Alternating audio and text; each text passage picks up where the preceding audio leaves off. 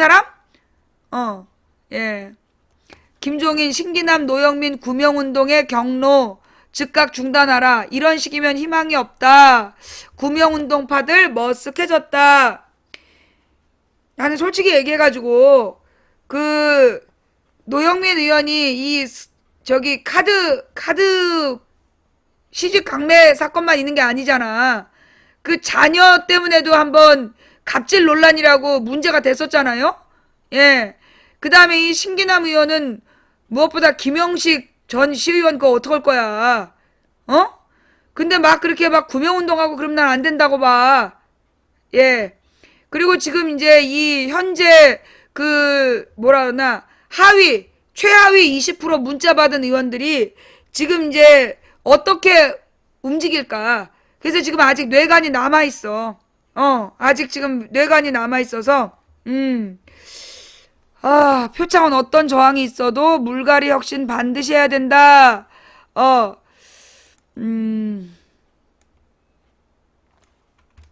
지금 그나마 이제 이 표창원 교수가, 그나마 표창원 교수가 그 뭐라 그러나, 야권 지지자들의 지지층을 결집시키는 뭐 역할을 지금 좀 해주고 있는 것 같아요. 예. 어떤 저항이 있어도 물갈이 혁신을 반드시 해야 된다. 정권 교체 위해 그 중단 없이 혁신해야 한다. 이게 그러니까 결국은 이제 좋은 말인데 이게 유권자들에게 공감을 불러일으키려면 공천이 그렇게 잘 돼야 되겠죠? 더불어민주당 표창원 선거대책위원은 29일 어차피 저항이 있어도 공천 과정의 인물 물갈이 혁신이 반드시 있어야 한다고 말했다. 표 의원은 이날 국회에서 열린 선대위 회의에서 국민의 정권 교체에 대한 욕구와 기대는 확인됐다며 이같이 밝혔다. 그는 현 정부의 행태가 국회를 식물화시키고 있다는 것을 국민들은 알고 있다. 그래서 국회와 정권이 바뀌어야 한다는 것을 알고 있다며 하지만 더민주가 그러한 변화를 대처할 능력이 있는가, 충분히 혁신을 이뤘는가, 구태의연한 제도와 인물, 관행을 유지하고 있는가 하는 따가운 비판의 시선이 있다고 말했다. 그래서 선대가 가열찬 혁신을 중단 없이 실시해야 한다고 강조했다. 표 의원은 정부 여당이 밀어붙이고 있는 노동개혁 등에 대해서 빠르고 쉬운 해고를 하게 해달라는 게 정부에서 주장하는 새로운 법안의 내용이라며 그런 법안을 받아들였다가는 많은 분들이 거리로 내몰리고 자영업자들을 택했다가 5년이면 도산하는 악순환의 고리에 빠지게 될 것이라고 비판했다. 또 안보도 6자회담의 성과를 부정하던 정부는 북한 뺀 5자회담을 주장하고 있지만 현실성이 없다며 테러 방지도 국가정보원의 권한을 몰아준다고 테러 방지가 되지 않는다라고 비판했다. 우리 방송에서 나왔던 얘기들하고 크게 다르지는 않은 것 같아요. 그죠? 예. 그 이제 지금 제일 뭔가 이렇게 바람이 빠진 건 내가 볼 때 이제 이 공천 문제야, 공천. 예. 공천이, 예. 누가 다음 검색 1위야? 누가 다음 검색 2위예요? 누가 다음 검색 2위인지는 모르겠는데,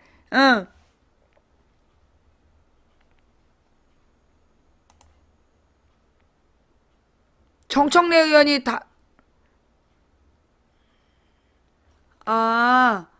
정청래가 아니라 진성준 의원이 다음 검색 2위를 했다고?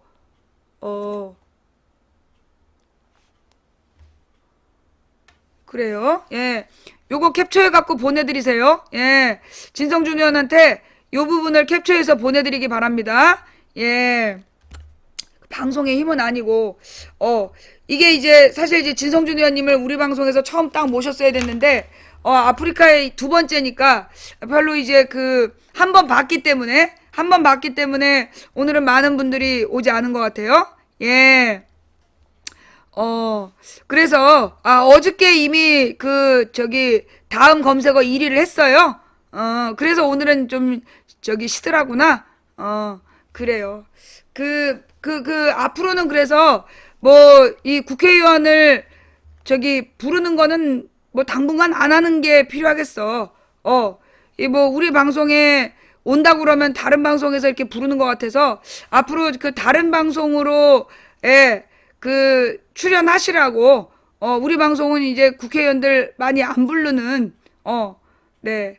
안 부르고, 그냥 이제 제가 하던 말만 열심히 할게요. 네. 지금 이제, 현재 필요한 거는, 우리가 이제 지금 뭐, 공천 문제야. 지금 아주 민감한, 예. 되게 지금 이제 민감한 사안이 공천 잡음이거든요. 예. 이 공천 잡음이 있기 때문에 이 공천 잡음을 어떻게 조율하느냐. 이걸 최대한 어떻게 티나지 않게 할 거냐. 이게 제일 심각한 문제였다. 예. 자, 그 다음. 어차피 이제 우리 방송에서 국회의원을, 부르면 자꾸만 여러분들이 막 검색어에 올리려고 그러고, 그러다 보면 이렇게 또 국회의원들끼리 괜히 또 경쟁이 될 것 같아.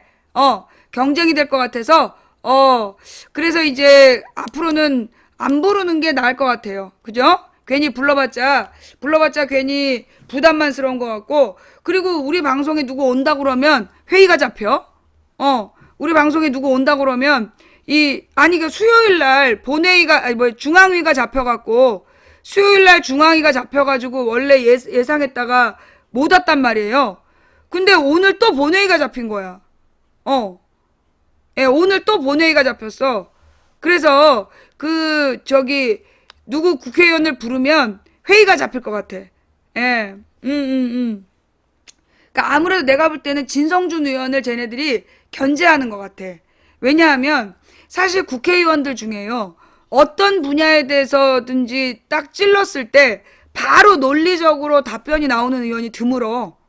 자기 상임위 부분이라든가 자기 분야에 대해서는 잘 알아도 어떤 분야든지 이렇게 딱 찔렀을 때, 그리고 이제 가령 굉장히 그냥 뭐 SNS의 여론, SNS의 중심 주제, 이런 것들, SNS 분위기를 읽는 의원들은 많아.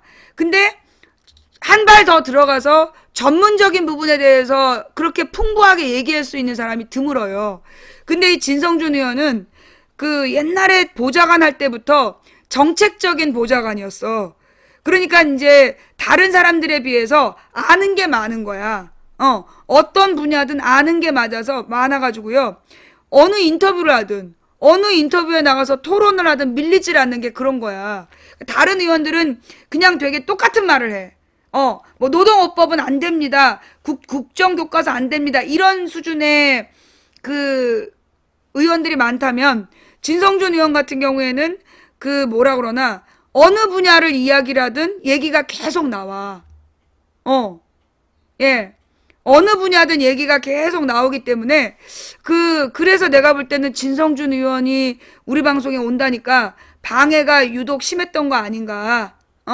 아니, 그러니까 뜬금없이 중앙위원회가 잡히고, 내가 온다고 그랬더니, 중앙위원회 잡히고, 오늘은 또 본회의 잡히고, 지금 솔직히 본회의 잡힐 때가 아니야. 지금 회의가 잡힐 때가 아닌데, 아니, 그럼 잡힐 거면 어저께 잡히면 되지. 왜 오늘 또 잡히냐고. 그래서 이제 우리 망치부인 방송에 옛날에 누구였지? 누구를 우리 방송에 이인영. 이인영을 우리 방송에 부르려고, 이인영 의원을 부른다고 그러면, 그러면 꼭 회의가 잡히는 거야. 그래갖고 못 부르게 됐잖아요.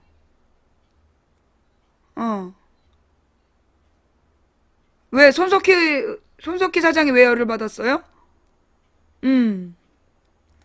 그러니까 이인영 의원이라든가 좀 내용 있는 의원들이 오게 되면, 사실 이거 봐봐. 아까 경제정책에 대해서 이 사람 국방위원이야. 국방위원인데 경제정책에 대해서, 경제정책 어떻게 준비하고 있느냐 술술술술 나오잖아. 근데 이런 사람이 드물다니까요. 그래서 내가 진성준 의원에 대한 관심을, 내가 옛날에 여의도에 있을 때 막 보좌관들이 보면요, 맨날 낮에도 술 먹고, 낮에 밥 먹으면서도 술 처먹고, 기자들이랑 막 떠들고 다니면서 막 무슨 지나가는 이쁜 여자들 힐끗거리고 좀 그런 사람들이 많았어. 그래서 내가 아주 그냥 학을 띄었단 말이야. 근데 맨날 혼자 다녀. 주로 혼자 다니고 밥만 빨리 먹고 일하러 가고, 약간 좀 옛날에 여의도에서 볼 때 워커홀릭이라 그랬어. 진성준 의원 별명이 워커홀릭이다. 좀 일에 중독돼 있다 이런 별명이 있었거든요. 그러니까 그러면서 항상 그 밥만 먹고 일하러 가고 밥만 먹고 일하러 가고 그리고 굉장히 뭐라 그러나 자기 주관이 뚜렷했어요. 그래서 막 이 보좌진들이 어떤 카르텔을 형성하고 뭐 이 정도만 하자 이럴 때 뭐 따로 나가는 그런 스타일이었어. 그래서 내가 참 관심을 많이 가졌는데 그 뭐 모르겠어요. 앞으로 어떻게 될지. 과연 저 사람이 되게 깐깐해. 승질이 좀 까칠하고 깐깐한 편이었어. 내 기억에도 그래. 안 돼. 최민희 의원 초대한다고 그러면 또 회의 잡혀. 또 회의 잡혀가지고 뭐 최민희 의원을 그리고 또 뭐 내가 초대한다 그러면 또 다른 방송에 와서 또 김 뺄 거 아니야. 그래서 앞으로 국회의원 초청에 대해서는 다른 저기 국회의원 초청은 좀 안 하는 게 좋겠어요. 만약에 그렇게 어저께 왔다 간 줄 알았으면 난 안 불렀을 거야. 어저께 오는 계획이 있었으면 오늘 안 불렀을 텐데, 예. 그 어저께 오는 줄 모르고 내가 부른 거잖아? 아프리카에 똑같은 얼굴이 어제 하루 이틀 같이 나오면 곤란하죠. 최민희 국정원 2천만 원? 저건 뭐지?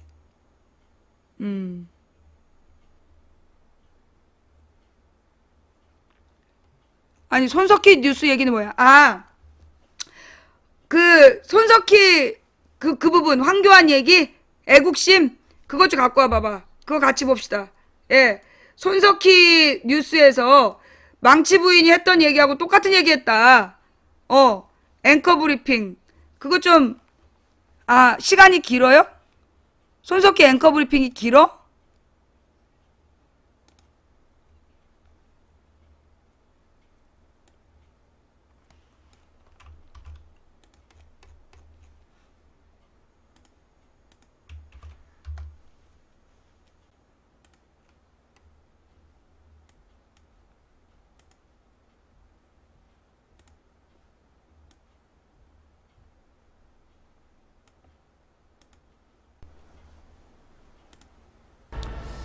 시청자 여러분, 뉴스룸의 앵커 브리핑을 시작하겠습니다.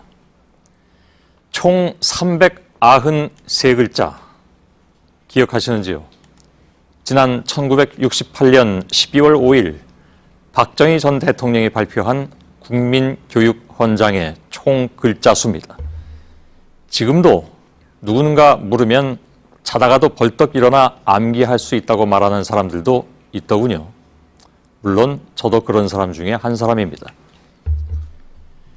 군부 정권이 발표한 이 국민교육헌장은 당시 국민이 되기 위한 필수 교양이었습니다.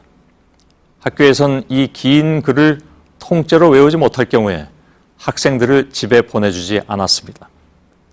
각종 입시와 입사 시험에도 의무적으로 출제가 되곤 했죠.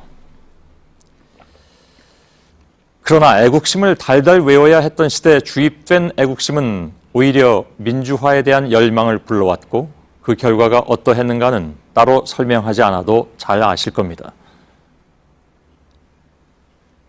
애국심, 최근 국무회의를 통과한 국가공무원법 개정안에서 강조된 조항입니다. 애초에 담겨 있었던 민주성과 도덕성, 공익성과 다양성, 민주사회에서 필수적으로 추구해야 할 항목들은 모조리 사라졌습니다.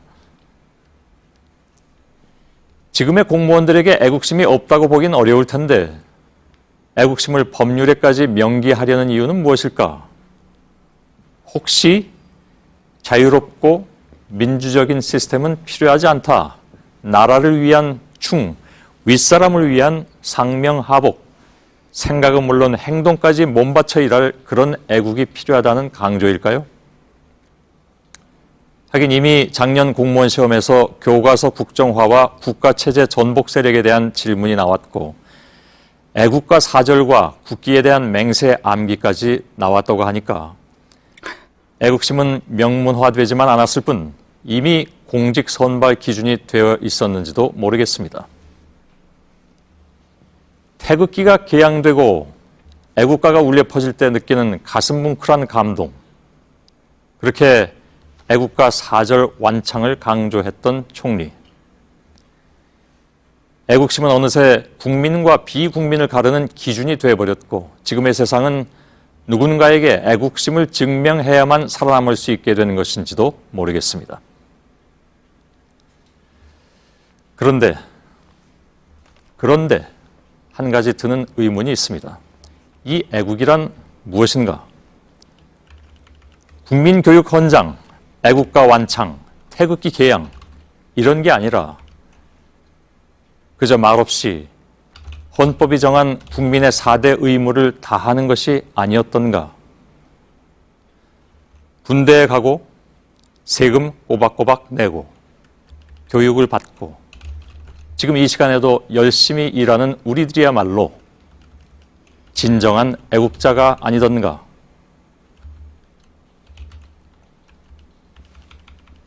각종 해괴한 질병으로 군대 면제를 받고 자녀 병역 논란에 진땀을 흘리고 체납된 세금쯤이야 부랴부랴 몰아서 내면 되고 위장 전입과 부동산 투기쯤은 필수 과목이 되어버린 어떤 분들이야말로 그 애국이란 단어 입에 올리면 안 되는 것은 아닐지. 오늘의 앵커 브리핑이었습니다.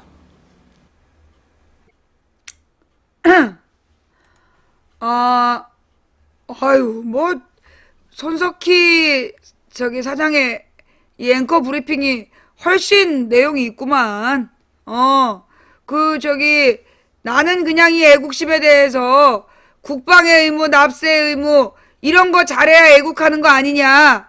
이 정도 수준이었는데 우리 손석희 사장님의 내용이 훨씬 더 철학적이고 깊이 있고 그렇구만. 좌우지간 소울메이트. 예, 생각이 통해. 예. 자, 굉장히 어저께 제가 낮에도 방송하고 밤에 강연 가서도 얘기했지만 애국이란 기준이 뭐냐? 그 애국에서 국가가 뭐냐? 우리는 이 국가를 혹시 공주님이라고 착각하는 거 아니냐? 이 국가라는 건 결국 영토 국민 주권이다. 영토 안에 살고 있는 우리 국민들의 주권을 행사할 때 그게 곧 국가이다. 그러면 이 국민들이 이 땅을 유지하고 살아가는데 꼭 필요한 게 뭐냐? 우리 헌법에 있는 4대 의무가 있잖아. 거기 나오는 4대 의무가 뭐예요? 납세의 의무, 국방의 의무, 교육의 의무, 근로의 의무. 이 4가지가 4대 의무야. 국민의 4가지 의무. 맞죠? 지금도 그렇게 가르치죠? 그 중에서 사실 교육의 의무하고 근로의 의무도 되게 중요한 건데 그건 굉장히 의미가 사라졌어. 자, 그러면 가장 필요한 게 뭐예요? 납세의 의무와 국방의 의무. 그러면 이 납세의 의무라는 게 뭐야? 세금을 제때 내는 거 아니야. 그런데 지금 애국심을 기준으로 공무원을 뽑겠다라는 황교안 총리 세금을 제때 안 내고 몰아내기. 아마 장관이 안 됐으면 안 내고 끝까지 버텼을 세금. 장관 되니까 억지로 내고 그 다음에 지 딸한테 또 증여해놓고 버티다가 총리로 지명되니까 그때 가서 또 몰아서 내기. 이게 이따위 세금 내는 자세가 그걸 어떻게 우리가 애국이라고 할 수 있어.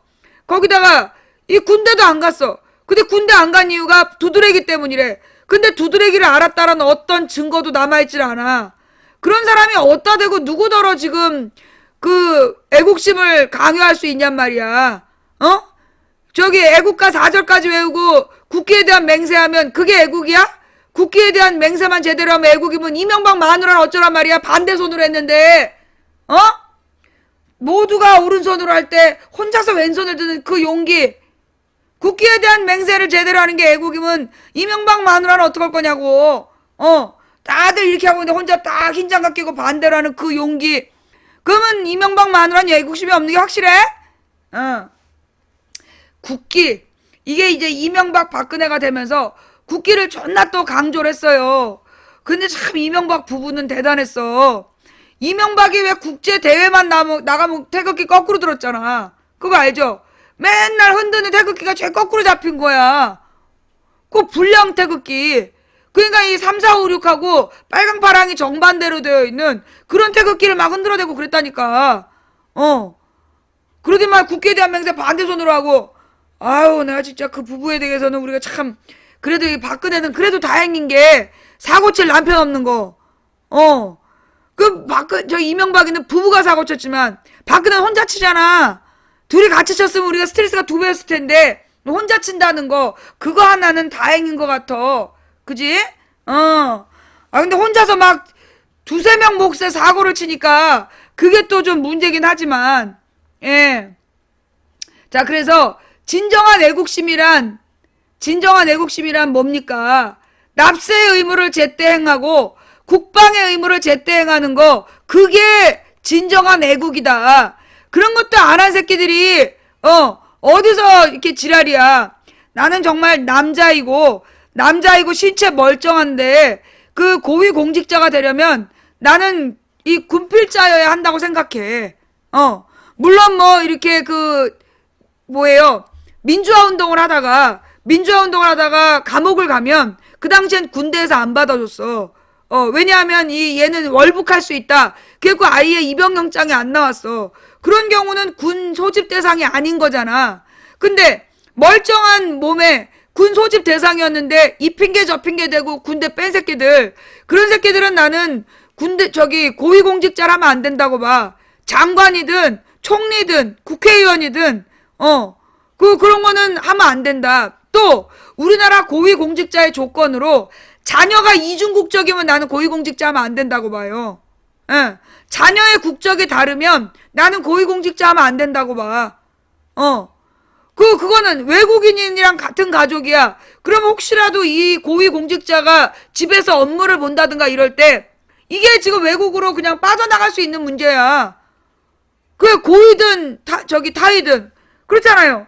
이제 이 자식이 미국인이야. 근데 이 아버지는 막 국방부 장관이야. 근데 국방부 장관이 집에 와가지고 잠깐 서재에서 일을 했는데 그 미국인 친구가 놀러 왔어. 자식이 국적이 미국이니까 미국인 친구가 놀러 와갖고 놀다가 씩 보고 중요한 정보를 빼갈 수도 있는 거 아니야. 그래서 외국인 이중 국적이 자녀를 뒀으면 나는 고위공직자 하면 안 된다고 봐요. 그리고 우리나라에서 국적을 포기해서 군역을 면제받은 애들은 종신토록 국적 회복 안 해야 된다고 봐. 못하게 해야 된다. 국적 회복시켜주고 싶으면 징병제를 없애라고. 징병제를 없애야 돼. 자, 그럼 우리나라가 왜 이렇게 군역을 유지하느냐? 실제로 지금 우리나라 군인들이요, 다 필요한 군인이 아니야. 다 필요한 게 아닌데 북한의 군인 수가 240만이라고. 그래서 우리나라가 뭐 60만의 대군을 유지해야 된다는 거 아니야. 50몇만을. 근데 핑계라는 거야. 핑계. 왜? 실제로 50몇만을 유지해야 육군 장성의 숫자가 유지가 되고 그 육군 별들 유지하려고 지금 쓸데없이 많은 애들을 군인 장병으로 지금 잡아가는 건데, 문제는 뭐냐? 옛날에는요, 50만 대군, 60만 대군을 만들 때, 내가 학교 다닐 때는요, 우리 고3이 수험생만 100만이었어. 고3 수험생이 100만이었는데, 그러면 수험생이 아닌 상고, 공고 애들은 따로였어. 그러면 다 합쳐가지고 100 몇십만 명 중에서 25만 명에서 30만 명이 군대 갔단 말이야. 그러니까 그 당시에 현역을 가는 애들은 가장 신체 건강하고, 그래서 우리 때는요, 현역 나온 애들이 가장 국가에서 인정한 건강한 남자들이다. 이게 상식이었어. 우리 신랑도 방위 간 게 눈이 장님 수준이라서 방을 갔단 말이야. 그런데 지금 우리 신랑 같은 눈이 그냥 군대 간다는 거야. 왜? 애들이 줄어갖고. 지금 20대 애들의 숫자가 줄어가지고요. 그 줄어든 숫자 때문에 개나 소나 그냥 다 데려가는 거야. 문제는 뭐냐? 지능이 낮아서 업무 처리가 안 된 애들. 군대가 쉬운 게 아니야. 가면 외워야 될 것도 많고 굉장히 자기네들 이제 업무가 또 따로 다 있더만. 그래서 업무별로 외워서 시험 보고 이런 것도 많대요. 근데 그걸 못 한다는 거야. 이 애들이 지능이 워낙 떨어져가지고 학습 장애를 했던 애들이 군대로 온대. 그럼 얘네들이 그거를 못 외운다는 거야. 그럼 걔 때문에 한 분대가 다 같이 고통을 당하고 있대. 그러면 그 분대가 얘 때문에 고통을 당하니까 걔를 왕따시키고, 그래서 걔가 자살하고 그런다는 거야 지금. 굉장히 심각한 상황이야. 그러면 얘네들을 그러면 어떻게 해야 돼? 군인을 줄여야 되는 거야. 군인 숫자를 줄여야 되는데 줄이지 않는 이유가 뭐냐? 정말 국가 방어에 필요한 게 아니야. 국방의 필요가 아니라 별들의 자릿수 때문이야. 그러면 장군은 왜 필요하냐? 장군으로 제대하면 무기회사에서 데려간다니까. 무기회사에서 로비스트로 채용을 하는 거야. 그거 하려고 장군이 되려는 거고. 그러니 나라 꼴이 이 모양이 되는 거지. 그래서 실제로 이 애들을, 그 군인 숫자들을요, 줄여야 돼요. 그러면 군인 전체 숫자를 어떤 식으로 줄이느냐? 복무 기간을 단축하면 돼. 근데 봐봐. 군 복무 기간 단축하는 거 새누리당 전부 반대해. 근데 새누리당에서 군대 갔다 온 애들, 안 갔다 온 애들, 그 장관들, 그 장관 자식들 봐봐. 지들은 군대를 안 가. 지들은 군대 안 가고 지 자식들은 다 국적이 외국이라 군대 안 가면서 일반 서민들, 걔네들은 군 복무 기간 안 줄여주려고 지랄이야. 나쁜 놈들이라는 거지. 지금 우리 조카가 군대를 가 있는데 굉장히 아버지가 안 계시고 어머니를 생활을 지원해야 되는데 군대에 와 있다는 거예요. 엄마가 젊다는 이유로, 엄마가 뭐 소득이 있다는 이유로, 그래가지고 아버지랑 둘이 벌다가 아버지가 돌아가셨으면 엄마가 혼자 벌어서 생활이 안 되잖아. 그런데도 아들을 군대로 데려가는 거야. 그러면 군대로 데려간 다음에 그러면 적어도 애 하나 입이라도 줄어드냐? 그게 아니야. 옛날에는 군대에 가면 돈 보낼 필요가 없었어요. 옛날에는 군대 자식 보내놓고 용돈을 붙인다는 개념이 없었다니까. 우리 선배들도 용돈 붙일 필요가 없어. 왜? 먹여주고 재워주고 다 해주기 때문에 군대에서 돈 쓸 필요가 없었던 거야. 그런데 지금은 어떠느냐? 전부 다 돈 주고 샀어야 돼. 세제도 사서 쓰고 비누도 사서 쓰고 또 막 그 돈 주고 사 먹어야 되고. 옛날에는 건빵 똑같이 다 배급되고 그걸로 끝이야. 그러니까 그 건빵에서 별사탕만 상병이 훔쳐먹고 뺏어먹고 그런 거 아니야. 근데 지금은 군 PX에 내가 가봤어. 군 PX를 가봤는데 그냥 일반 편의점이랑 똑같은데 규모가 커. 규모가 크고 파는 물건이 더 많아. 옷도 팔고 장갑도 팔고 별의별 군대 물품을 다 팔어. 그리고 먹는 것도 얼마나 다양하게 파는지 몰라. 그러면 문제는 뭐냐? 돈 있는 애들은 사 먹어. 돈 있는 애들은 사 먹는데 집에서 용돈을 못 붙여주는 애들은 그걸 못 사 먹는 거야. 월급이 우리 때는 옛날에 3만 원 병장 월급이었다. 지금 애들 10만 원 받는다. 10만 원 받는데요. 7만 원을 나라에서 적금으로 띄어가요. 적금으로 띄어가고 3만 원 남는 거야. 근데 문제는 뭐냐? 옛날에 군대 생활하면서 비교하는 사람들, 옛날엔 전부 다 집 전화였잖아. 그런데 공중전화로 휴대폰 전화하면 돈 엄청 나와. 그거 알죠? 공중전화로 휴대폰에 전화 걸면 전화요금이 엄청 나와. 휴대폰끼리는 거의 공짜인데 집 전화로 휴대폰 걸면 돈이 엄청 나오는 거야. 그리고 애들이 3만 원 월급 남은 걸로 전화요금도 안 된다는 거야. 그러니까 콜렉트콜을 하는데 콜렉트콜은 받는 사람이 못 받으면 거절해버리면 못 받는 거야. 정말 문제가 심각하다니까. 그러니까 군인들의 공중전화 제일 많이 쓰는 게 우리나라에서 군인들이래잖아. 그래서 공중전화 요금을 통제를 해야 되는데 우리 정부에서 전혀 통제를 안 한다는 거야. 그러니까 그 KT에서 옳다구나 이걸로 돈 좀 벌자. 그래서 그렇게 공중전화 요금을 비싸게 받아 챙긴다는 거 아니야. 그래가지고요. 우리 조카네 군대에서 아버지가 안 계시고 엄마가 혼자 캐셔 해갖고 돈 버는 애들. 걔네들이 엄마한테 용돈 보내달라고 하겠냐고. 용돈 보내달라는 얘기 못하고 그냥 생으로 애들이 그냥 견딘다는 거야.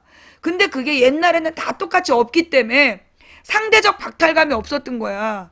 그런데 지금은 돈 있는 애들은 사 먹고 필요를 하는데 돈이 없는 애들은 못 하는 거야. 이제 이게 겨울에 동계훈련이라는 걸 나가잖아. 동계훈련을 나가는데 동계훈련에 나갈 때 쓰라고 핫팩을 다 파는 거야. 근데 이 핫팩 값이 하나에 얼마씩 할 거 아니야. 그러니까 이제 이 핫팩을 사갖고 가는 애들은 충분히 사서 가는 거야. 돈 없는 애들은 그냥 가야 된다는 거야. 없으면 그냥 버티면 돼. 근데 어떤 애는 핫팩 깔고 따뜻하게 자고 어떤 애는 핫팩 없이 춥게 자는 거야. 거기서 오는 정신적인 스트레스가 얼마나 크겠냐고.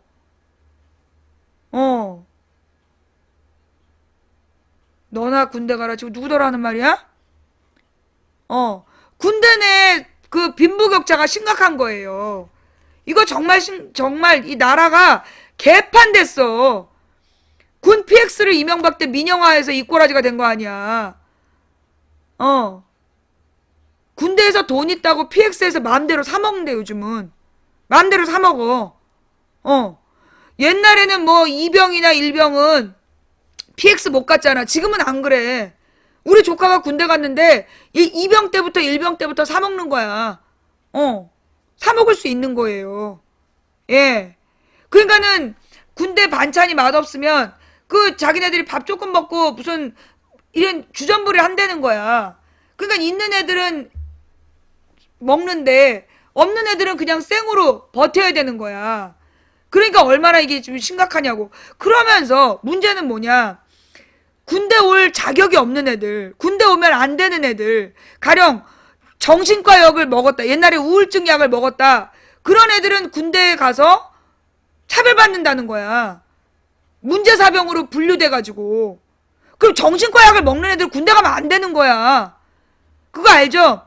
그 이명박 때 그 장관이 자식이 군대를 안 갔어. 이유가 뭐냐? 정신병으로 안 갔다는 거야. 정신병 환자라서 군대 안 갔다고 면제를 받았대. 근데 정신과 치료받은 기록이 없어. 진짜 멀쩡한 새끼들은 장관 자식은 그 저기 미친놈이라고 거짓말해갖고 군대 안 가고 진짜 미친 애들은 가서 저 빨간 약 먹으면서 군대 가 있다니까? 어이가 없잖아요. 바로 잡을 게 많아. 그러면 이 나라의 기강이 왜 이렇게 망가졌느냐? 결국 우리 국민들이 그동안 어떻게 했어요? 이명박이를 뽑아주면 돈 많이 벌 거다. 집값 올라갈 거다. 그래서 이명박 뽑아주고 박근혜가 대통령 되면 더 먹고 살만 할 거다. 그래서 박근혜 뽑아줬잖아. 이명박 박근혜는 입만 열면 안보 경제 근데 둘이서 제일 망가뜨린 게 뭐야? 경제와 안보야. 이런 기사가 있어요.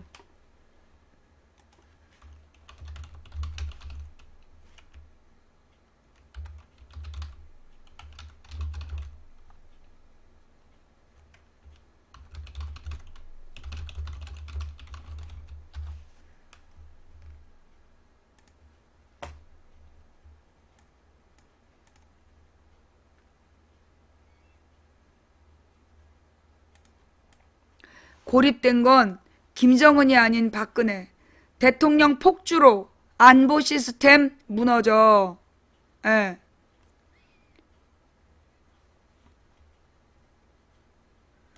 얘는 왜 팬이야? 가만 있어보자. 우리 요원들이 애 많이 쓰네? 자, 고립된 건 김정은이 아닌 박근혜다. 대통령 폭주로 안보 시스템 무너져.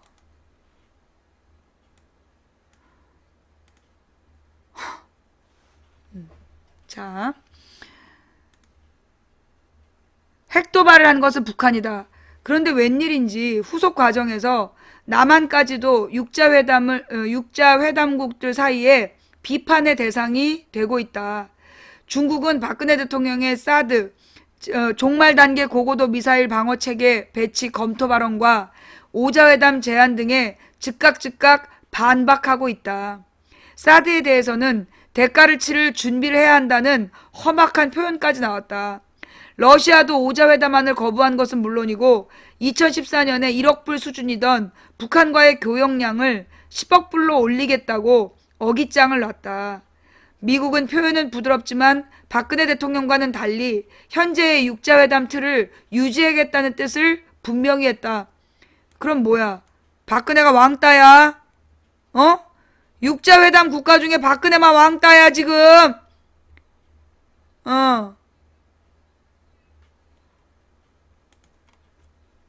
누구 강퇴시켜라 이런 사람들이 문제라 그랬지. 누구 강퇴시켜라 그런 사람들 우리 방에서 같이 강퇴라 그랬지. 자, 위안부 가해자인 일본과 피해자인 한국이 협의를 했는데 오히려 아베 일본 총리가 우리 정부에게 합의를 이행하라고 으름장을 놓고 있는 상황과 유사하다. 왜 이렇게 됐을까? 김종대 정의당 국방개혁기획단장은 4차 핵실험 이후 동북아 정세를 북한 김정은 위원장이 아니라 박근혜 대통령이 고립되고 있다고 규정하면서 그 이유를 박 대통령이 폭주하면서 막 혼자 달리면서 현 정부의 안보위기 관리 시스템이 무너졌기 때문이라고 진단했다.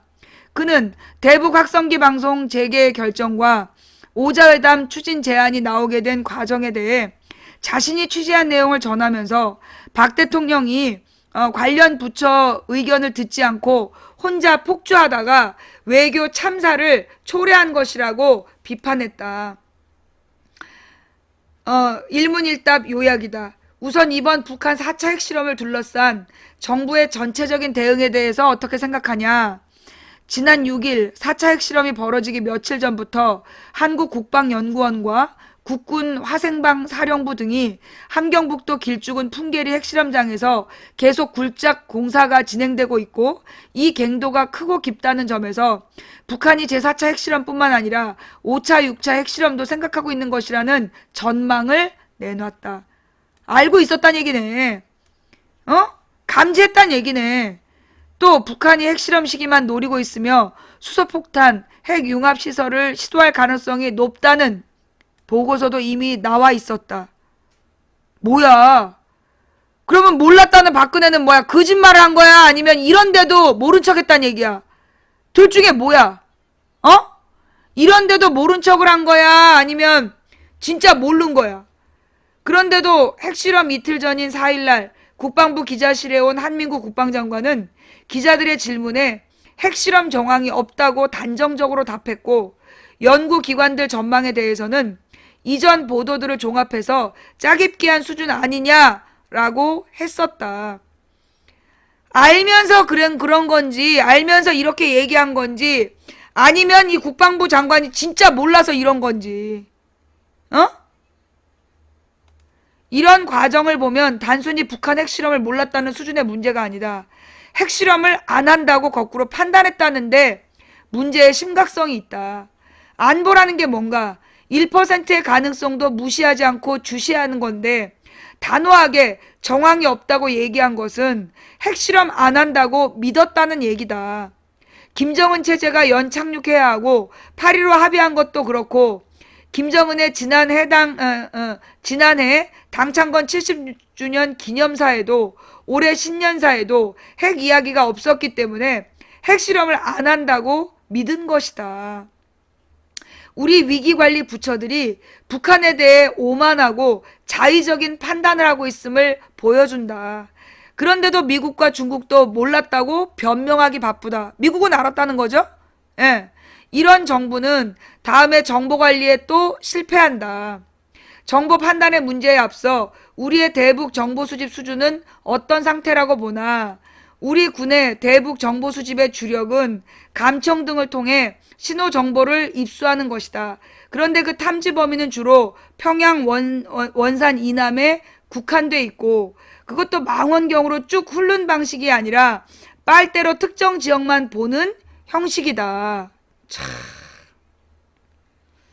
이런 정보 공백을 미국이 메워줬다. 대북 정보의 80%를 미국에 의존해왔다. 미국은 북한 전역에 걸친 다양하고 종합적인 영상 정보를 제공해왔다. 그런데 2008년부터 미 국방정보국 산하에 주한미군 정보여단에 파견돼 있던 350에서 400명의 정보 분석관이 50명만 남기고 중동으로 이동했다.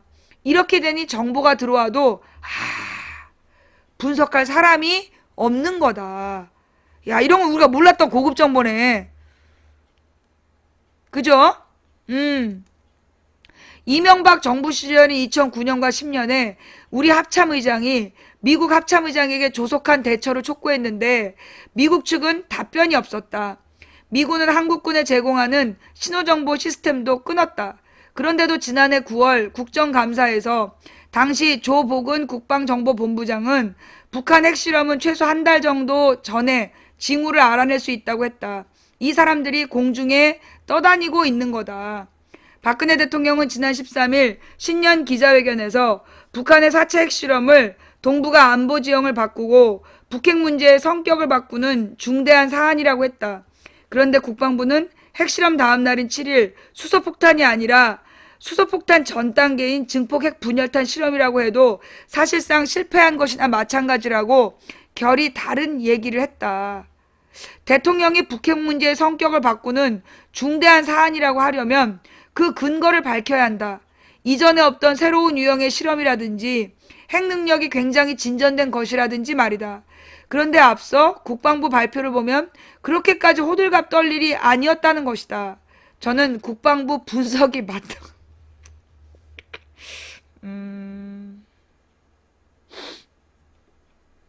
그러니까 박근혜 대통령은 이 북한의 4차 핵실험을 동북아 안보 지형을 바꾸고 북핵 문제의 성격을 바꾸는 중대한 사안이라고 그랬는데 국방부는 아니다. 별거 아니다. 했다. 국방부의 분석이 맞다고 본다. 그런데 더 놀라운 건 대통령이 이렇게 얘기해버리니까 국정원, 국방부 등 관련 기관들이 한동안 이번 핵실험에 대한 정확한 분석을 못하고 있었던 것이다. 대통령하고 다른 얘기를 할 수 없으니까 말이다. 결국 국방부가 관련 전문가 워크숍을 한 게 핵실험을 한 지 13일이 지나서였다. 결론은 심각한 사태라고 나왔다. 진짜 심각한 것인지 아닌지가 대통령의 말 한마디로 결정되고 전문가들도 여기에 맞춰서 자신의 지식을 오염시키고 있다. 그렇게 정치화된 것이다. 지금 정부는 정확하게 4차 핵실험 국면의 성격을 진단하지 못하고 있다. 결국 심각하다는 말 외에 심각한 근거는 전혀 없는 거다. 대북 확성기 방송 재개, 장관들 바보 만들고 대통령 결단만 칭송. 지난 22일 박근혜 대통령의 북한을 뺀 오자회담 제안은 어떻게 평가하나? 이것도 그렇고 앞서 7일날 대북 확성기 방송 재개도 다 대통령 결정 하나로 다 이루어진 것이다. 국방부와 통일부는 신중론이었다. 몇 시간 전까지도 장관들이 국회에서 유엔 대북 제재 상황을 종합적으로 판단해서 결정해야 한다고 하지 않았나. 종합적인 정책 속에서 확성기보다 더한 것도 할 수 있는 건데 이것부터 해버렸다. 진짜.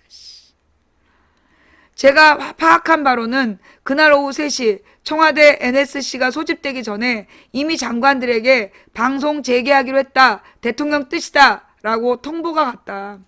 그런데 한 장관이 집무실에서 새파랗게 질려서 몹시 굳은 얼굴로 NSA 회의에 참석하러 갔다고 한다. 바로 몇 시간 전에 국회에서 신중해야 한다는 취지로 답변했기 때문이다.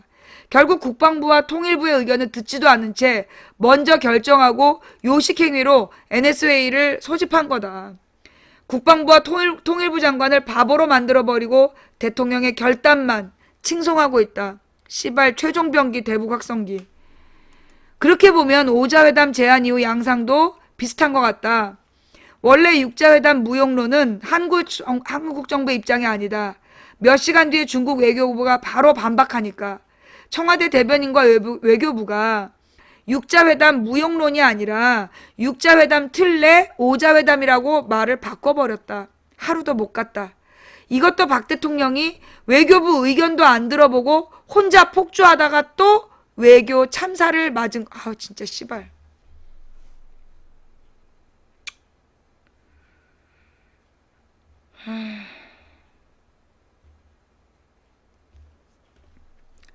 그럼 누가 대통령에게 확성기 방송 재개나 오자회담을 써줬을까?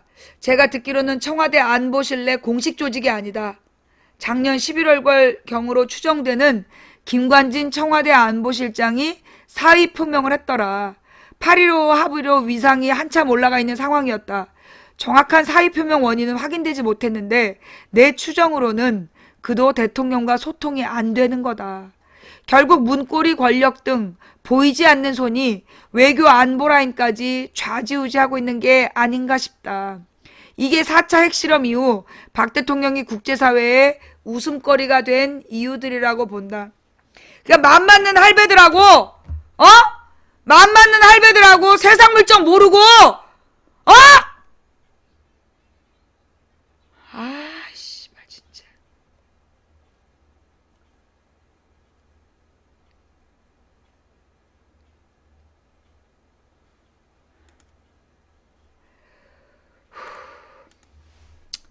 박 대통령 사전 조율 없이 막 던져 대중 관계를 망쳐. 대중국 관계를 망쳤다는 거야. 박 대통령의 오자회담 제안을 중국 외교부의 대변인이 불과 6시간 만에 일축해버리는 장면은 민망하기까지 했다. 우리나라 대통령의 오자회담 제안을 중국 외교부 대변인이 6시간 만에 일축해버리는 장면은 민망하기까지 했다. 지금 중국 외교부 대변인과 중국 공산당 기관지 인민일보의 자매지인 환구시보 같은 관영 매체는 사드 배치 문제, 북한 제재 문제 등에 대해 즉각 박 대통령을 콕 집어서 비판하고 있다. 그렇게 중국이 중요하면 특사라도 보내서 물밑 대화를 통해 설득하고 그 다음에 조치를 내놔야 하는데 그런 작업도 안 하고 막 제안을 던지면서 중국과의 외교를 망쳐버렸다.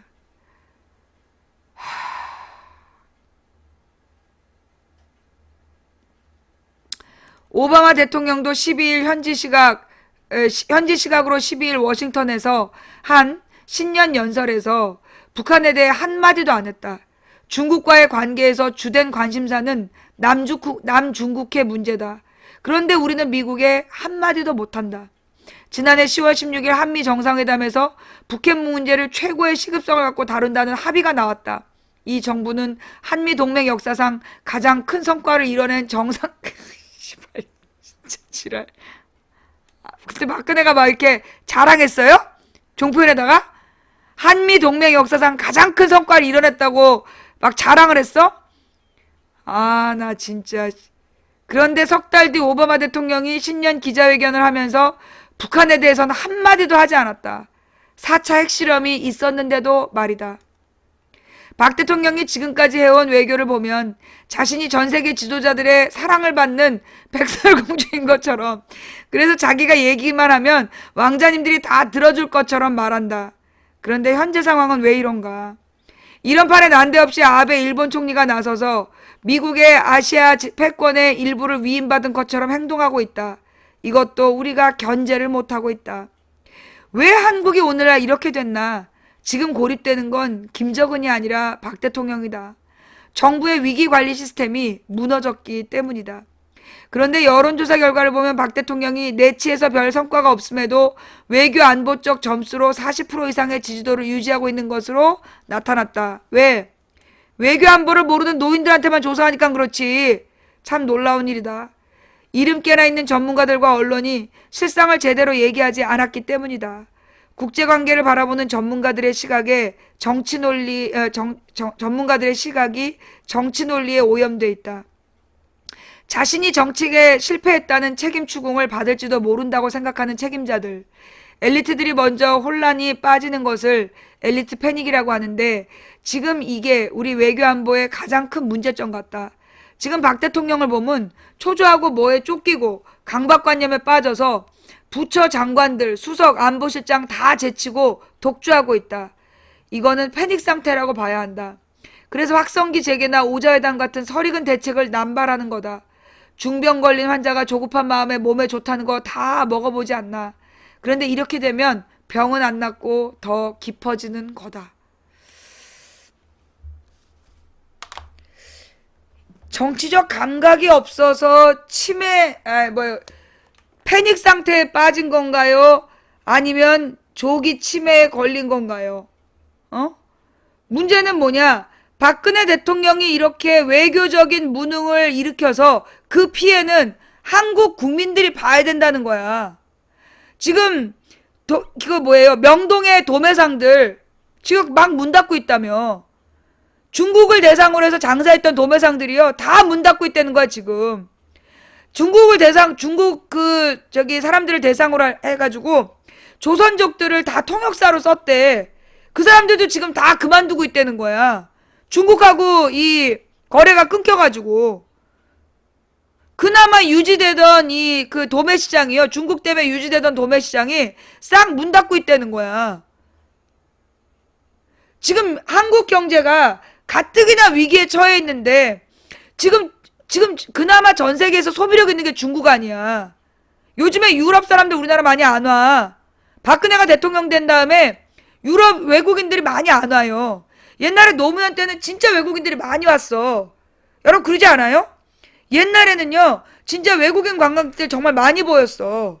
근데 이명박 된 다음부터 점점 줄어들기 시작하다가 지금 박근혜 된 다음에 그 서양 사람들이 많이 관광을 안 와. 그죠? 그리고 오면 맨 중국인들만 오고 근데 그나마 중국인도 끊겨버린 거야 지금. 유럽도 경제가 안 좋아서 더 그런 것도 있는데요. 그 유럽 사람들은 어디로 가냐?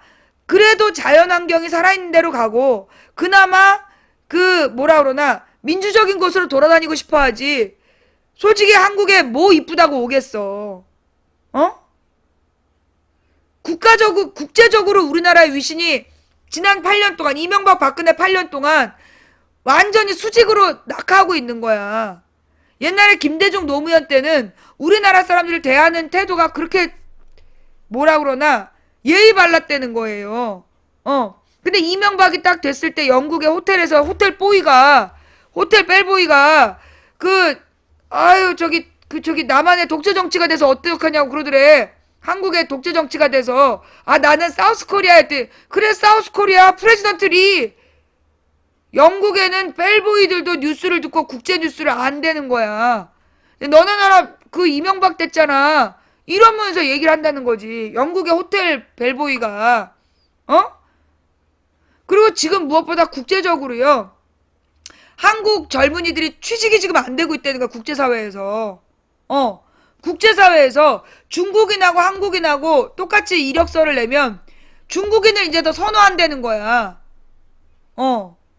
왜냐하면 지금은 트렌드가 중국이고 중국에 뚫고 들어가야 되기 때문에 점점 옛날에는 우리나라 사람들이 뭘로 앞섰냐 하면 이미지에서 중국인들보다 좀 세련되고 그리고 뭔가 더 민주적이고 창의적인 사람들로 보였다는 거야. 그런데 지금은 아니라는 거야. 우리나라 사람들을 바라보는 시각이 가령 여러분이 누가 박근혜 지지자를 길에서 만났다. 그러면 딱 어떤 느낌이 들어요? 그 느낌 뭔지 알겠지? 내가 설명 안 해도. 다른 나라에서 우리 국민을 볼 때 그런 느낌으로 본다는 거야. 막 박근혜 지지한다고 길에서 떠드는 사람 보면 드는 느낌 있지? 다른 나라에서 우리나라 국민을 볼 때 그런 느낌으로 우리를 본다는 거야. 정말 수준이 낮다라고 본다는 거지. 일본의 극우파를 봤을 때 우리가 느끼는 느낌 있지? 그렇게 우리 국민들을 본다는 거야. 예.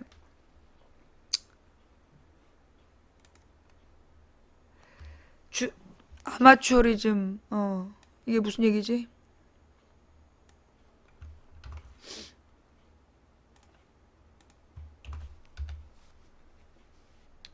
박근혜의 아마추어리즘, 외신과 진실게임. 또 뻑하면 외신에다가 또 시비를 거냐고, 민망하게. 자꾸 외신에다 시비를 걸고 막 외신을 갖다가 고소고발을 하고, 지랄 연명을 치니까 외국 사람들이 우리를 더 우습게 알지. 저런 꼴통을 대통령으로 뽑아놨다, 이러면서. 나 진짜. 중국이 강력 반발하고 있는 상황에서 청와대가 한반도 사드 배치를 검토 중이라고 밝혀 논란이 일 전망이다.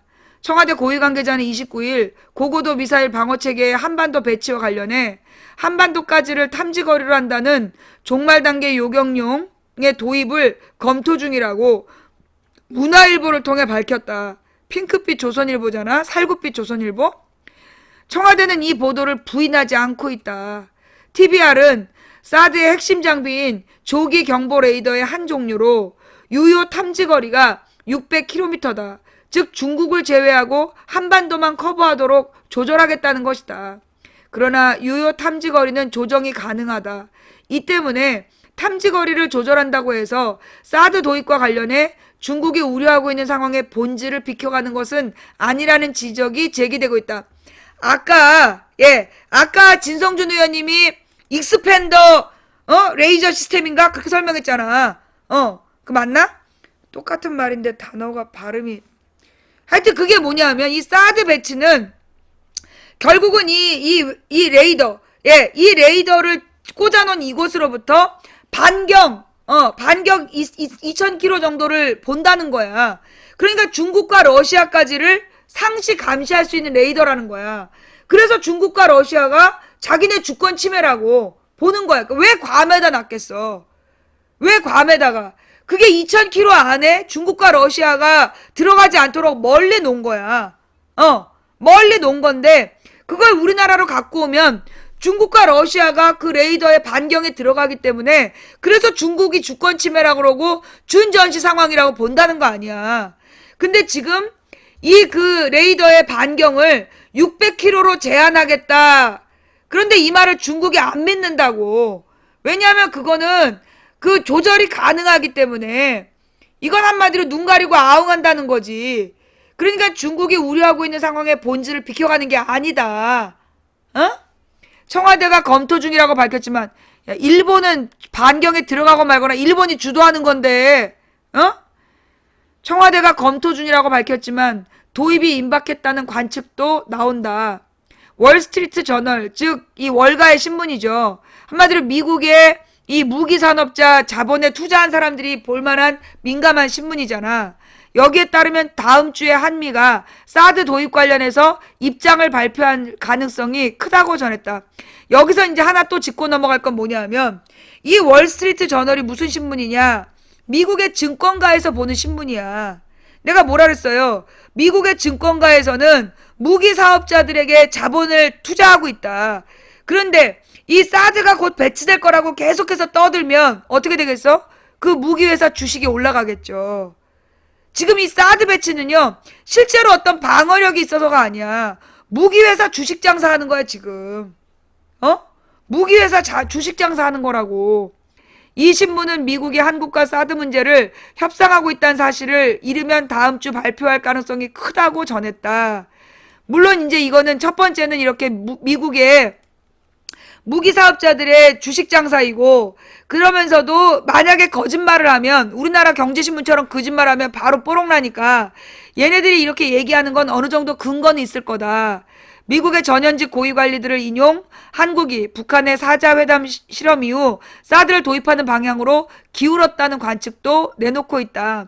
그러니까 미국은 계속 한국이 사드 배치할 거라고 작년부터 떠들었어. 그거 알죠? 우리나라 정부는 계속 아니다 했고 미국은 사드 논의 중이다. 대구로 할까 어디로 할까 논의 중이다. 이런 얘기 계속 했단 말이야. 왜 그러냐? 미국의 무기회사 주식 장사하는 거야 지금.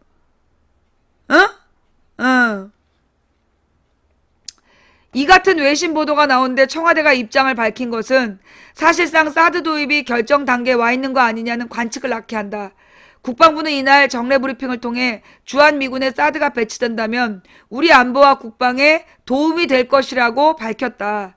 다만 국방부는 주한미군 사드 배치와 관련해 우리 정부는 미국 정부로부터 협의 요청을 받은 바 없다고 말했다. 이는 월스트리트 저널 보도와 정면 배치된 해명이다. 근데 과연 외신과 진실 게임을 하고 있는 셈이다. 정부의 설명과 달리 사드 도입 논의가 진행되고 있다는 정황은 충분하다. 앞서 박근혜 대통령은 지난 13일 기자회견에서 주한미군의 사드 배치 문제는 북한의 핵 또는 미사일 위협 등을 감안해 가면서 우리의 안보와 국익에 따라 검토해 나갈 것이라며 사드 배치 문제를 직접 거론했었다. 이후 한민구 국방부 장관은 25일 사드 배치를 충분히 검토할 필요가 있다고 했다. 권력자의 아마추어리즘, 쩔쩔매는 정부. 사드 군불대기는 현 정부의 외교안보 분야 아마추어리즘을 그대로 보여준다. 정확하게는 박근혜 대통령과 청와대의 아마추어리즘이다. 최근 오자회담론을 제기했다가 미국, 중국으로부터 무시당한 것과 비슷한 일이 계속 벌어지고 있는 셈이다. 북한의 육자회담 실험 직후 신년 기자회견장에선 박근혜 대통령은 직접 본인의 입으로 사드 배치 문제는 검토할 필요가 있다고 말했다. 문제는 뉘앙스다. 정연국 청와대 대변인은 당시 박 대통령의 답변이 끝나지 않았는데 다음 질문을 받겠다고 넘기려 했다. 그러나 박 대통령은 이를 제지하며 굳이 사드 이야기를 꺼냈다. 검토한다는 것이었다. 그리고 박 대통령은 이어진 중국 역할론 관련 질문에 북핵 문제에서 중요한 역할을 하는 게 중국이라며 중국은 여태까지 북핵 불용에 확실한 의지를 공언한 대로 지금보다 적극적인 역할을 해줄 것이라고 기대를 하고 있다고 압박했다. 이게 지금 중국이 제일 싫어한다는 거 아니야. 중국도 북핵 문제를 싫어하는데 계속해서 중국더러 북핵 문제를 해결하라고 미국과 우리 정부에서 압박하고 있다는 거죠. 사드가 중국 압박력이라는 뉘앙스를 짙게 풍기는 것이다. 관련해 청와대 관계자는 14일자 중앙일보에 사드 발언 등은 회견 준비 과정에서 사전에 조율된 내용이라며 중국이 대북한 제재에 적극 참여하라는 메시지라는 설명을 내놓았다. 자기네들이 중국을 조절할 수 있다라고 이렇게 설명까지 한 거네. 주한미국의 사드 배치가 북한용이 아니라 중국용이란 메시지를 낸 거다. 이는 중대한 문제다. 그간 국내에서 이루어진 사드 도입 논의 자체의 틀을 허물 수 있는 것이다. 박 대통령이 중국을 압박 대상으로 설정한 순간부터 한국 정부는 사드 도입 논란이 일때마다 쩔쩔매고 있다. 권력자의 외교적인 문제 발언이 정부의 대응 체계를 헝클어버린 셈이다.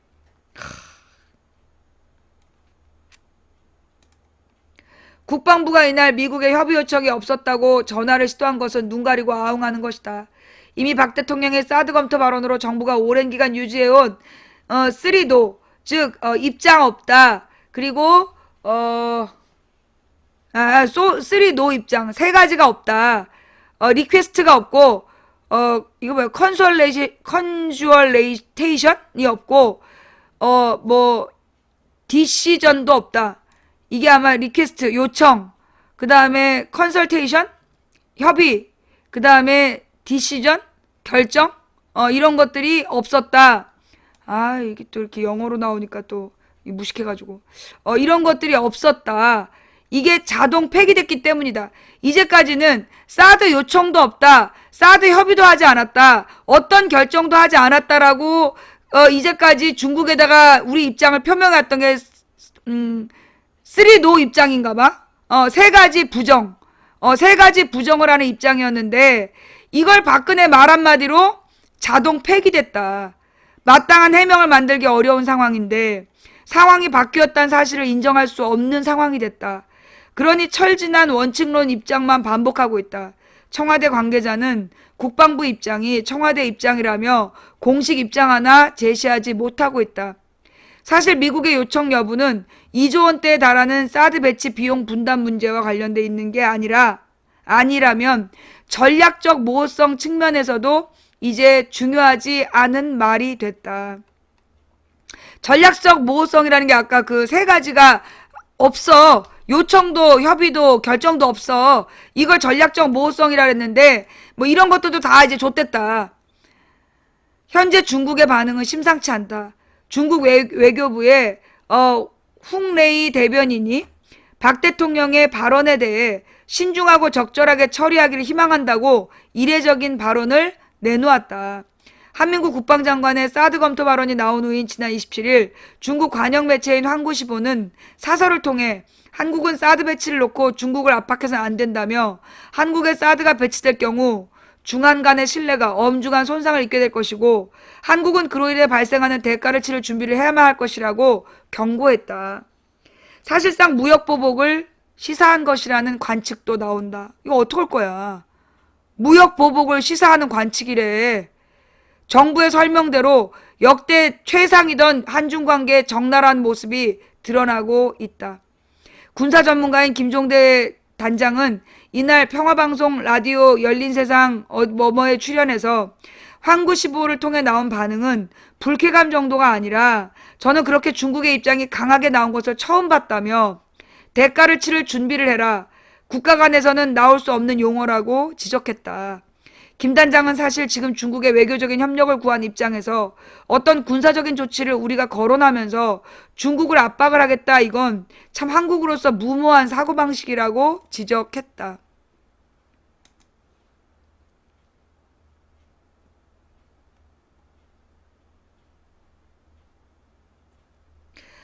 박근혜 무식으로 인해서 피해는 우리 일반 국민이 본다는 게 심각한 거야.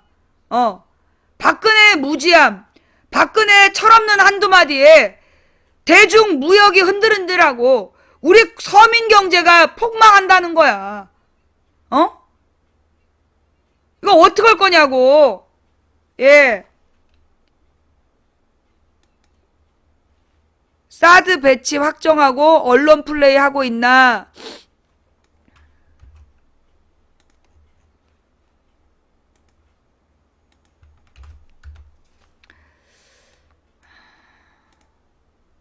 언론 떠보기식으로 정보 올리는 거 매우 잘못이다. 여론 떠보기. 더불어민주당은 29일 청와대 고위 관계자가 그 종말 단계 요격용의 도입을 검토 중이라며 사드 배치를 강력 시사한 데 대해 일련의 발언을 보면 청와대와 국방부가 사실상 사드 배치를 확정하고 이를 기정사실화하기 위해 언론 플레이를 하고 있는 거 아닌지 심히 의심된다고 의혹을 제기했다. 김성수 더민주 대변인은 이날 브리핑을 통해 청와대 발언을 거론한 뒤 국방부 대변인도 정례 브리핑에서 우리 안보와 국방에 도움이 될 것이라며 사드 배치에 대해 찬성하는 입장을 분명히 했다. 한민구 국방부 장관 역시 며칠 전 군사적으로 충분히 검토할 필요가 있다고 밝힌 바 있다며 이같이 말했다. 그는 이어 사드 배치는 우리나라의 국익과 안보와 직결된 중요한 문제이며 주변 국가와 외교 관계에도 큰 파장을 미칠 수밖에 없다면서 정부가 이러한 문제에 대해 여론 떠보기식으로 정보를 흘리는 것은 매우 무책임하고 잘못된 행태라면서 정부의 분명한 입장 표명을 촉구하고 있다. 지금 박근혜가 이렇게 이 정도 똥을 쌓아놓으면요. 이거 정권 바꿔도 해결이 안 돼. 이 정권 바꿔도 해결이 안 되는. 이거 진짜 우리 국민은 이제 존망할 수밖에 없는 거야. 자, 여러분. 그러니 혹시 여러분들이 길을 지나가는데 그 누군가가 마이크를 들이대면서 지금 고고도 미사일, 종말용 고고도 어쩌고 이런 얘기하면 꼭 물어봐. 그게 사드인가요? 물어보고 사드다 그러면 반대한다. 그 입장을 분명히 밝혀주셔야 돼요. 왜? 이게 지금 사드 배치는 사드를 배치하면 곧 중국과 러시아와 적대적 관계가 형성되는 거야. 근데 우리나라가 지금 러시아한테 가스 받아와야 되잖아. 러시아의 유전이나 가스 싼값으로 받아와야 되고 중국은 우리가 무역 의존도가 제일 높은 나라야. 근데 지금 중국에다가 지금 한 방 매긴 거야. 중국에 뺨을 때린 거야 지금. 15억 중국을. 자, 여러분들이 이 사드 배치에 대해서 누군가 물어보면 분명히 반대한다는 입장을 밝혀주셔야 한다. 그 다음에 뭐가 필요하냐 하면 다음 뉴스는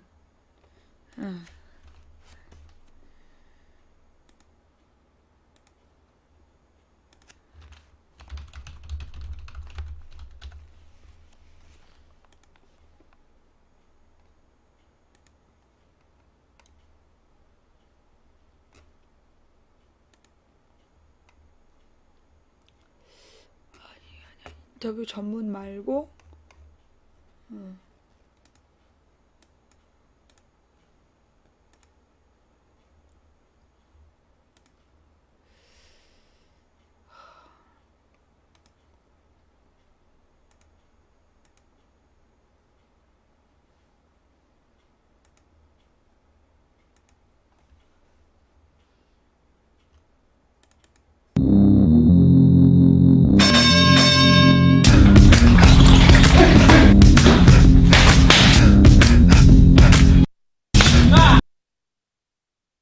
김현정의 뉴스쇼가 마련한 금요일의 코너, 기자가 훅 파고든 뉴스의 진실, 훅뉴스입니다. 오늘도 권민철 기자 나와 있습니다.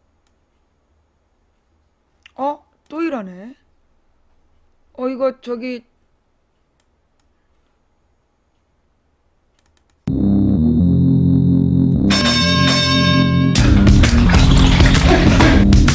훅뉴스입니다. 오늘도 권민철 기자 나와 있습니다. 어서 오십시오. 네, 안녕하세요. 오늘은 어떤 주제를 가지고 오셨어요? 네, 이번 주 초에 희한한 뉴스가 있었습니다. 세월호 참사 특별조사위원회의 직원이 보수단체 대표를 시켜서 세월호 유족을 고발하도록 했다는 소식이었죠. 있었죠. 보수단체 대표가 이런 내용이 담긴 두 사람 간 통화 녹음 파일을 공개하면서 알려진 것인데요. 바로 이 부분입니다. 아니 하는데 네. 나랑 총장님이랑 한 그 얘기는 할 필요가 없다는 거죠. 그러니까 어떤 얘기? 그러니까 뭐 내가 얘기해서 응. 총장님들 뭐 이렇게 고발했다 그 얘기만 응. 빼면 돼. 그만 빼라고. 아니, 그만 빼면 응. 우리 정부랑 좋은 응. 하는 길이니까. 아니 그러면은 누구한테 전화 받아가지고 했다지 그럼? 입을 맞추려고 지금 하는 것 같죠. 내가 사주했다는 내용은 빼라. 내가 사줬다는 내용은 빼라. 당신이 고소하는 걸로 해라. 아. 라고 입을 지금 맞추고 있는 겁니다. 당시에 이게 글자 녹취록으로는 보도가 됐습니다만 이렇게 음성으로 듣는 건 제가 처음인 것 같은데요. 예. 제가 지금 오늘 처음으로 지금 폭로 내용을 공개하는 건데요. 예. 지난해 12월 28일 통화 내용이거든요.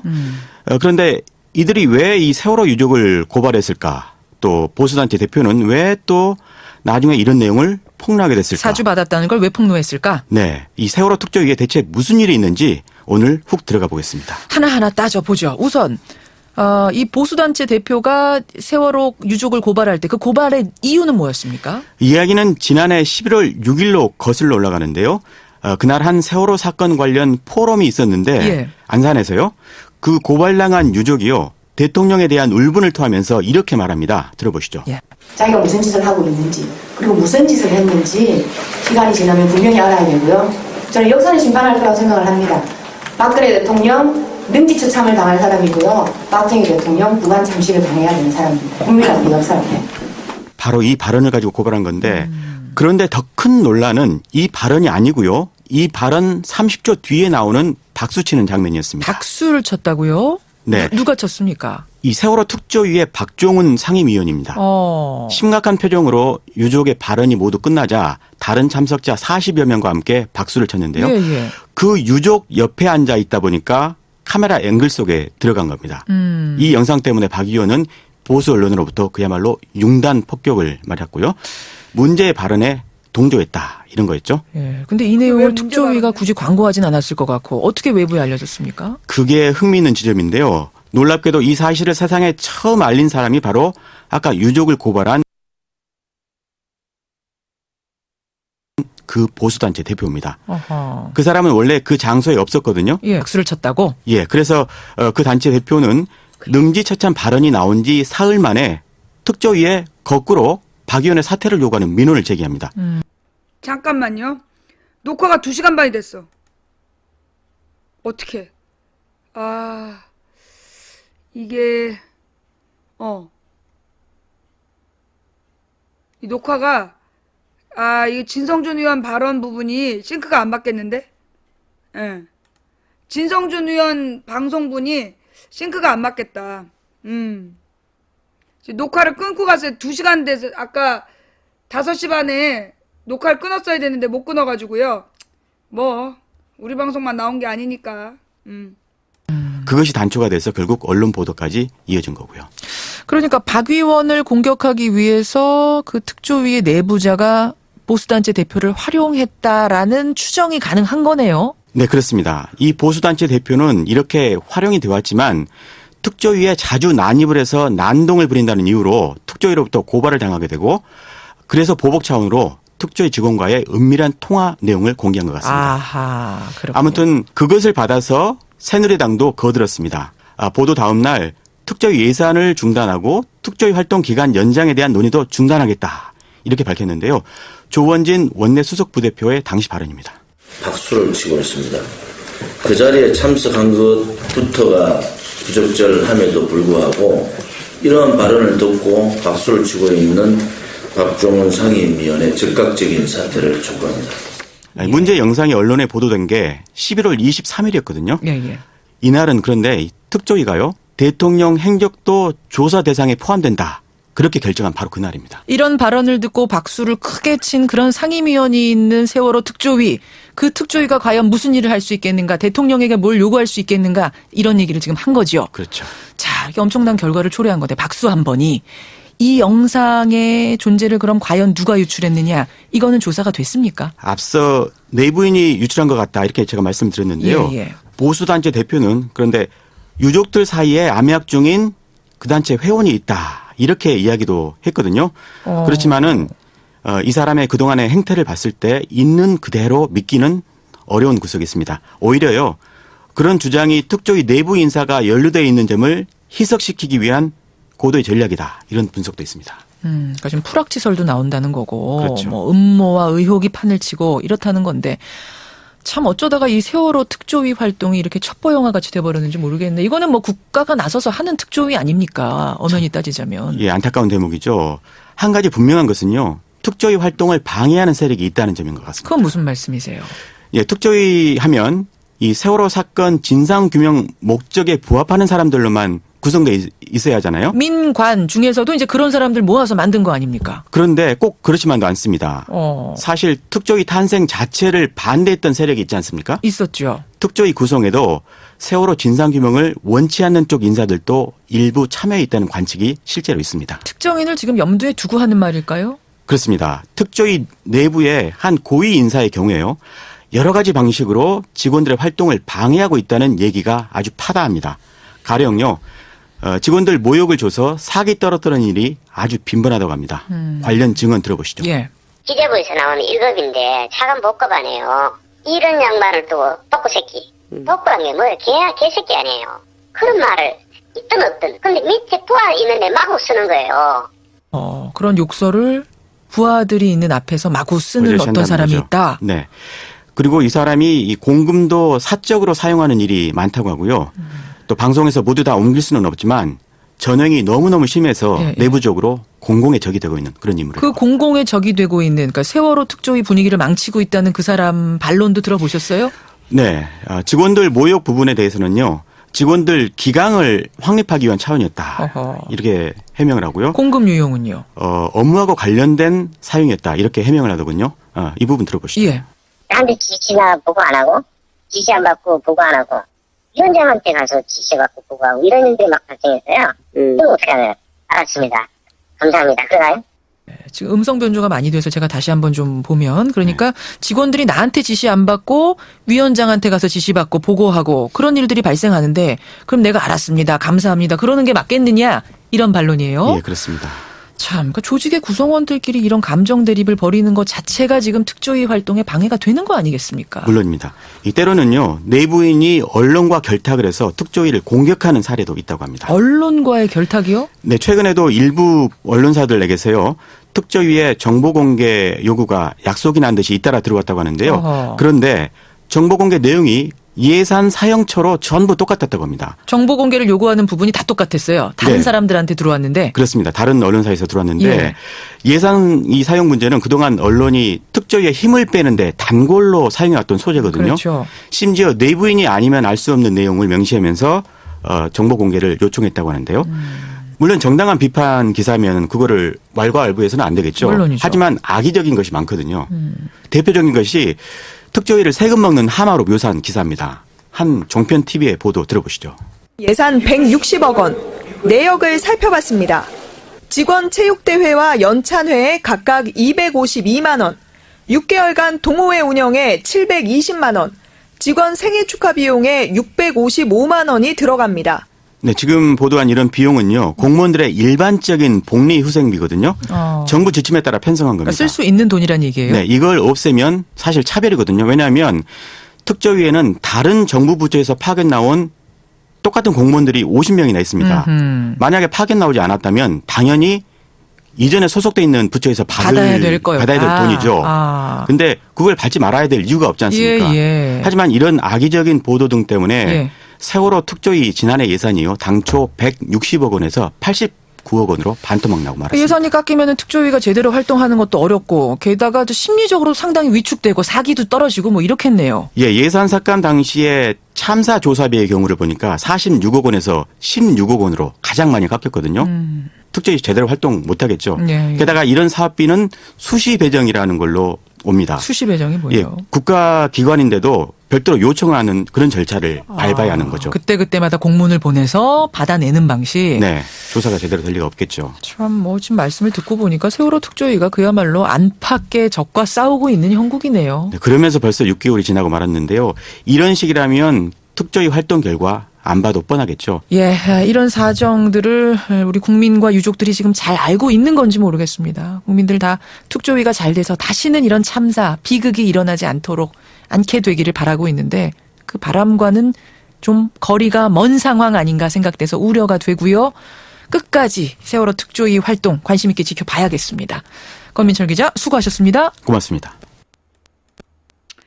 이 세월호 문제가 세월호 특조위를 1년까지만 활동한다라고 정부에서 못을 박았고 그 작년 1월 1일부터인가?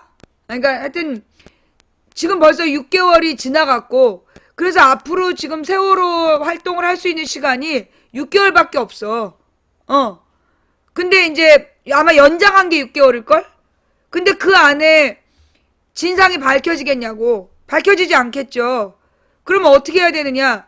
국회의원들을 세월호의 진상을 규명하겠다라는 국회의원들을 뽑아주고 그들이 세월호 특별법을 개정하면 돼요.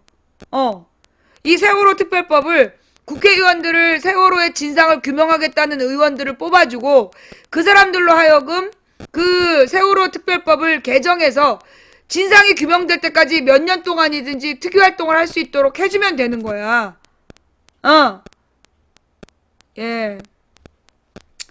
선장 잘못으로 침몰한 건데 뭐를 더 바라는 거야. 아유, 더 이상 우리가 이런 애들한테 설명해 봤자죠? 그죠? 예. 자, 하여튼 할 일은 많은데 지금의 야권 모습에 실망해서 국민들은 희망을 포기하는 그런 단계인 것 같아요. 내가 그랬잖아. 굉장히 어려운 선거라고.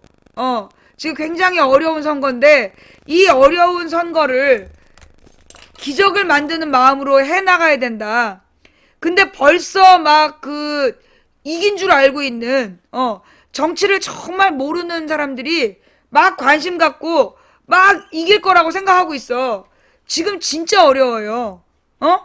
우리 방송도 시청자 빠지는 거 봐봐. 관심을 끄는 거야. 더 이상 희망이 없다. 투표 안 하겠다. 지금 이런 분위기야. 이대로 가면 정말 새누리당 220석 가능해요. 그러면 지네들끼리 헌법 바꿔서 대통령 투표 안 하고 지네들 내각제로 개헌해버리면 아베네 당처럼 30-40년 그냥 독재하는 거야. 정말 상황이 심각하고 끔찍한 상황인데 잠시 국민들이 쉬어가는 분위기일 것이다 라고 생각하고 자, 이제 오늘이 이제 금요일이에요. 예, 오늘이 금요일이라서 내일은 방송이 없고요. 그 다음에 이제 일요일 저녁 특별한 이슈가 일요일 저녁 8시에 일요일 저녁 8시에 딱 2시간만 짧게 2시간만 방송 또 하고요. 그 다음에 화수목금인데 제가 화요일날 또 좌익교수 재판을 가요. 좌익교수 형사 재판 2번째 날이라 거기를 지금 가봐야 돼. 그래서 이제 오늘 이제 변호사 회의를 했는데 자세한 내용은 말씀드릴 수가 없고 그래서 2월 2일 화요일도 정확히 2시에 방송을 시작할 거다. 예, 그렇게 알고 계시고 혹시 그날 손님이 오실지도 모르는데 누가 오는지 언제 오는지는 비밀이야. 왜냐하면 그 시간에 회의를 잡기 때문에 누가 오는지 언제 오는지는 비밀이에요. 손님이 오실지도 몰라. 누가 오는지는 비밀로 하고 그날 당일에 봅시다. 이게 내가 미리 공개하면 여기저기서 김빼기 작전이 들어가.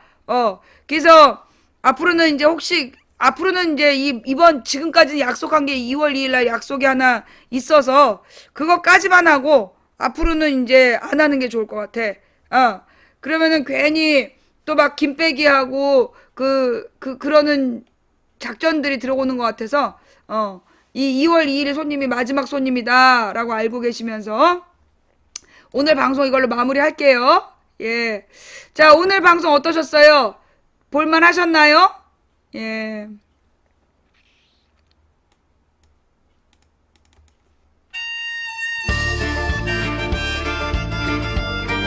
요즘엔 정말 힘든 것 같아요. 예.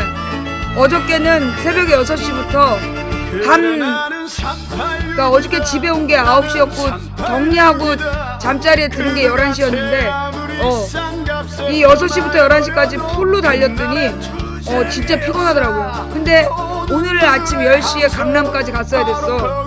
강남에서 회의하고 오다 보니까 진짜 피곤해. 그래서 오늘 혹시 방송에 좀 힘이 없었다라면 제가 좀 너무 피곤해서 그랬구나라고 이해를 좀 해주시고요. 정말 초인적인 의지를 필요로 하는 하루하루인 것 같습니다. 정말 이대로는 안 될 것 같아. 왠지 질 것 같아.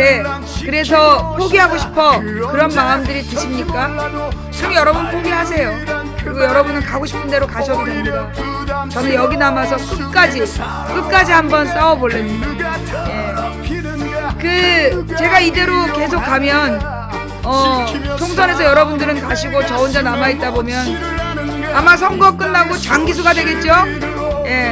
장기수가 되는 일이 있더라도 저는 포기하지 않을 겁니다. 이기기 어려운 싸움에서 지지 않는 단 하나의 방법은 포기하지 않는 방법이다. 싸움을 끝내지 않는 방법이다.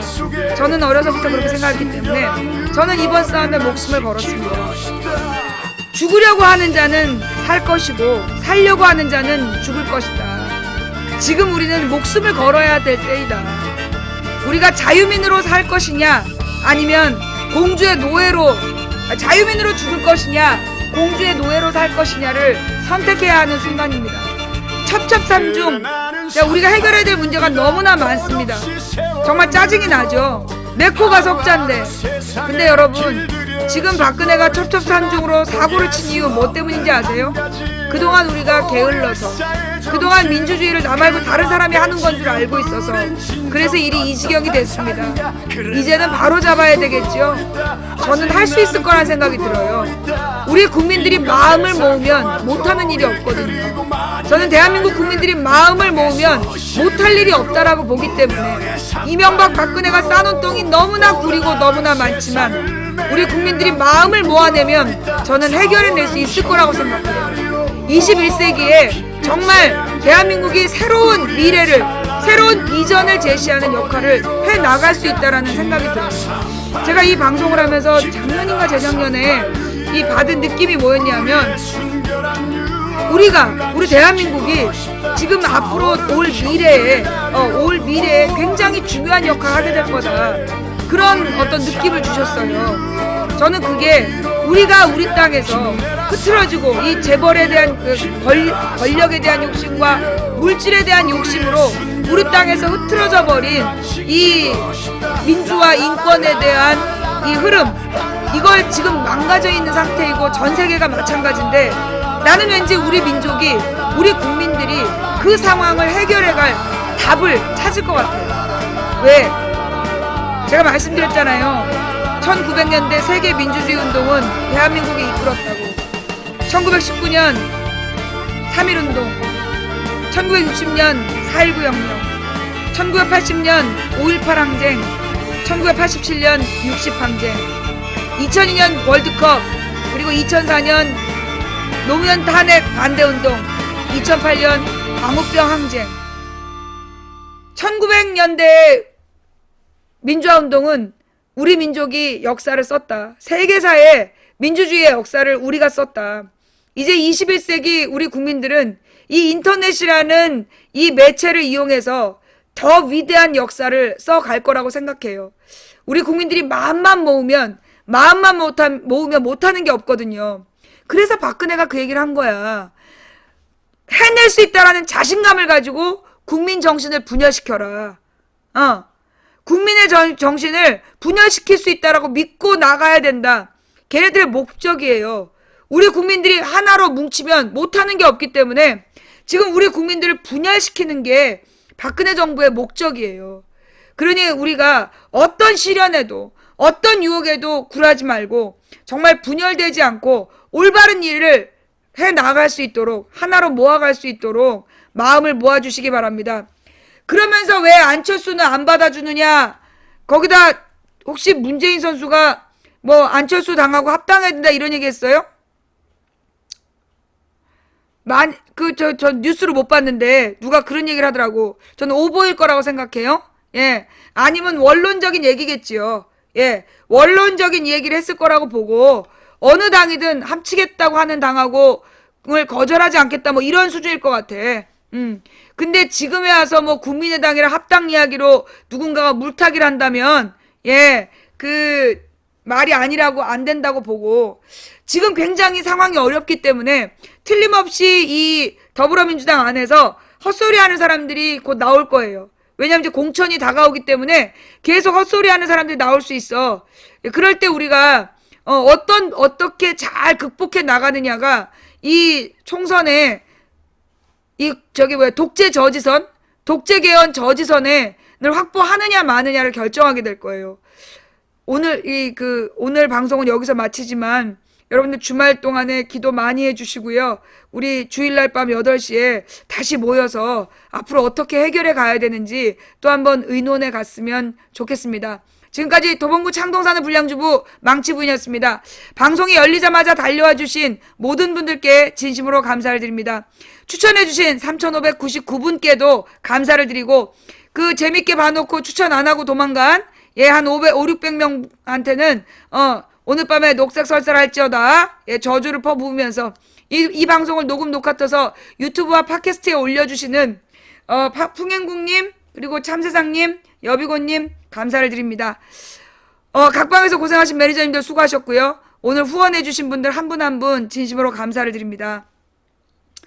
한 사람이 꾸는 꿈은 꿈일 뿐이지만 100인이 꾸고 만인이 꾸면 현실이 된답니다. 된다고 믿든 안 된다고 믿든 당신의 믿음대로 된답니다. 누군가 간절히 소망하면 온 우주가 그의 소망을 위해 움직이기 시작한답니다. 이기기 어려운 싸움에서 지지 않는 단 하나의 방법은 싸움을 끝내지 않는 것이다. 길이 보이지 않으면 길을 만들면 되고 빛이 보이지 않으면 빛이 되면 된다. 인간의 가치는 그가 품고 있는 희망의 질량에 비례한다. 기적이 필요하다면 우리가 만들어보는 건 어떨까요? 망치부인이었습니다. 일요일 밤 8시에 만나요. 일요일 밤 8시 감사합니다.